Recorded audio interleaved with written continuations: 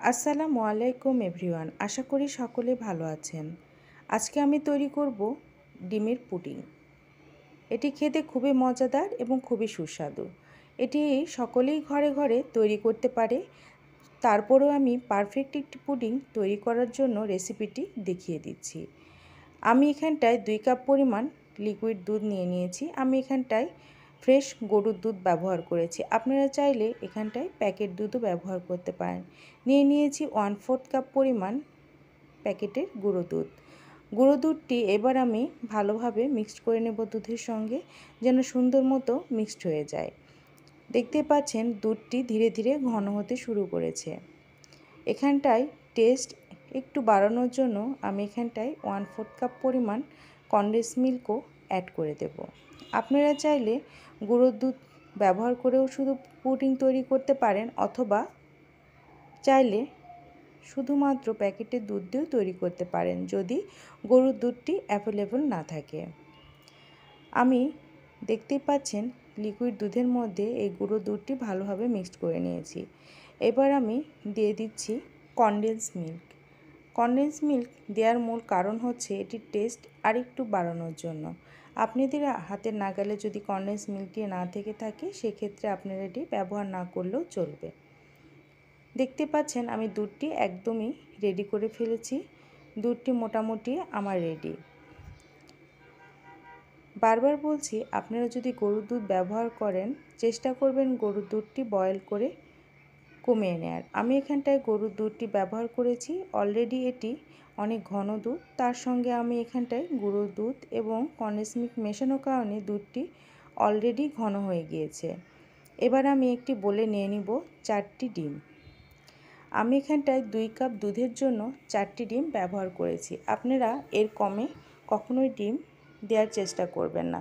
এর কমে ডিম দিলে পুডিংটি তৈরি করলে অনেক সময় দেখা যায় পুডিংটি মোল্ড থেকে আলাদা করতে গেলে ভেঙে যায়, অথবা পুডিংয়ের পারফেক্ট একটি পুডিংয়ের যে শেপটি থাকে সেটি হয় না। আমি এখানটায় 1/2 কাপ পরিমাণ চিনি ব্যবহার করেছি।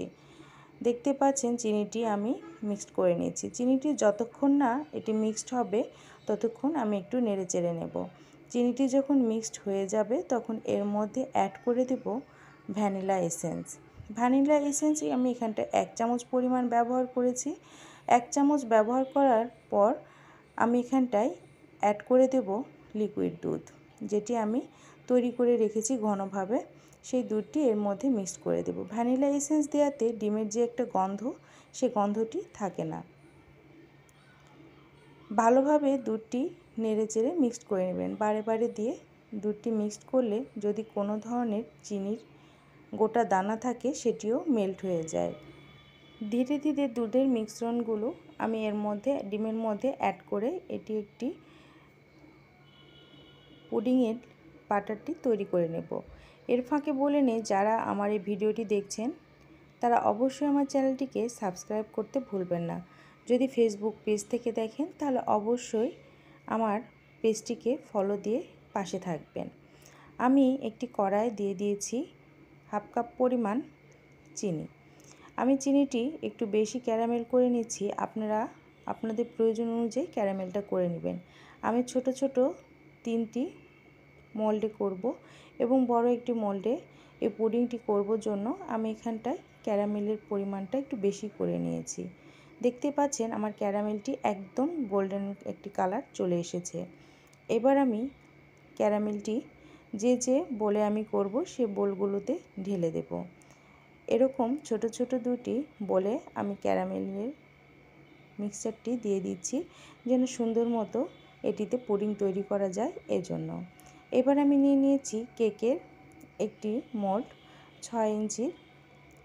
দেখতে পাচ্ছেন আমি এটিতেও ক্যারামেল দিয়ে দিয়েছি। ক্যারামেল দিয়ে এটি ভালোভাবে চারিদিকে ছড়িয়ে নেব। চারিদিকে ছড়ানো হয়ে গেলে তখন এর মধ্যে দুধের মিশ্রণটি দিয়ে দেব। দেখতে পাচ্ছেন কতটা সুন্দর একটি কালার চলে এসেছে ক্যারামেলের। অবশ্যই বলে নেই, ক্যারামেলটি অবশ্যই আপনারা একদম আগেই করে রেখে দেবেন না। ক্যারামেলটি দুধটি রেডি করার পর ক্যারামেলটি অবশ্যই তৈরি করবেন, করে ক্যারামেলটি সেট হয়ে গেলে, ঠান্ডা হয়ে গেলে যখন জমাট বেঁধে যাবে তখনই দুধের মিশ্রণটি দিয়ে দেবেন। এর ফাঁকে বলে নেই, আপনারা যদি মনে করেন অনেকে ক্যারামেলের এই জিনিসটি তৈরি করতে গেলে পুডিংয়ের নিচের এই অংশটি চিচির করে ফেটে যায়, তাদের উদ্দেশ্যে বলছি অবশ্যই সাবধানে, ক্যারামেলটি খুবই গরম, খুবই সাবধানে কাজ করবেন।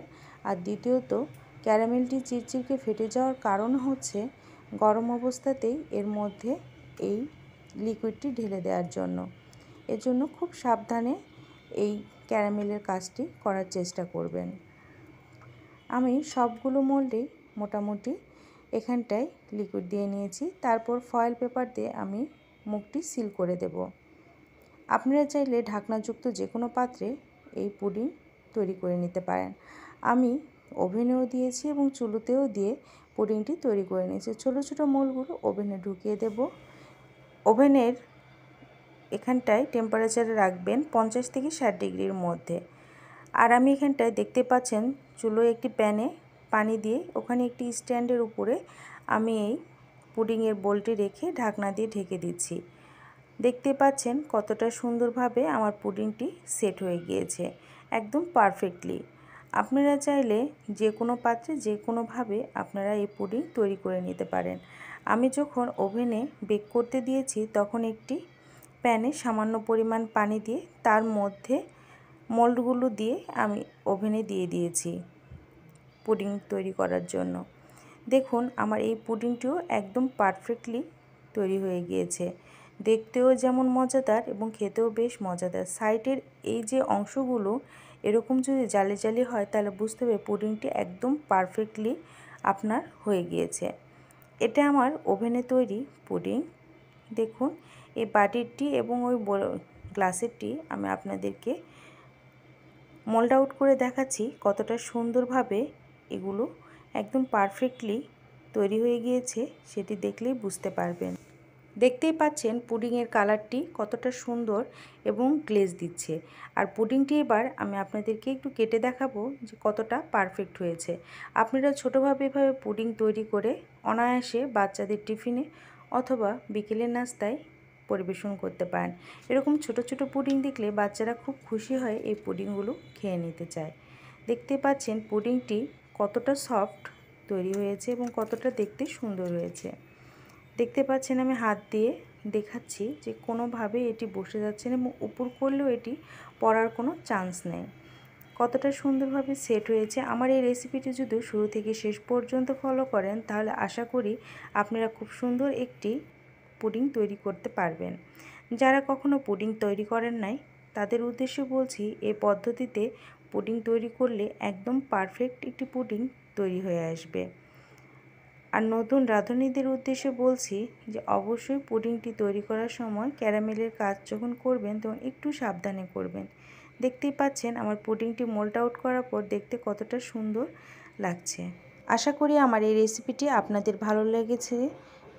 ভালো থাকবেন। আল্লাহ হাফেজ।